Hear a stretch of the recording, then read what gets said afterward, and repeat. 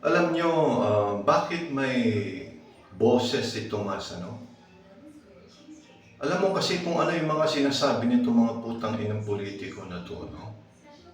Kahit ako mismo, si Tomas, no? Yung magaganda yung sinasabi nyo, no? Sa sarili nyo, ina-uplift nyo, best president kayo mga putang ina nyo.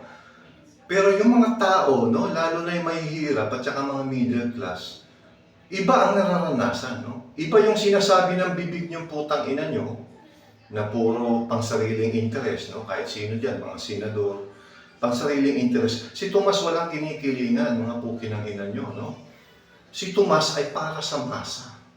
At si Tomas ay para sa mga middle class, no? Na pinakamalaking population sa mundo, no? Kahit sa US. Okay? Ito sila Donald Trump, ang interest niyang putang inang yan is yung mayayaman, no? Itong Marcos, magnakaw sila dyan, sila lang yung mga nasa posisyon, at sila lang daw yung sikat, no? Ibig sabihin, feeling nila, sila yung mataas, no? Yung mga tao na mabababa, ang tingin nila sa mga tao na yan is wala, low class ka lang, ano? Well, nagkakamali kayo, no? Kasi magkakaroon ng revolusyon, no? At sinasabi ko sa inyo, putang ina nyo, no? Ako, totoo akong tao. Ewan ko kayo mga putang ina nyo, puro kayo fake news. Pag-a-uplift sa mga sarili nyo, pansariling interest, no? Si Tomas hindi. Kaya humanda kayong putang ina nyo. Equality, kaya sinasabi ng Biblia yan, no? Pagkapantay-pantay. Dahil sobrang nakakawalang yan nyo.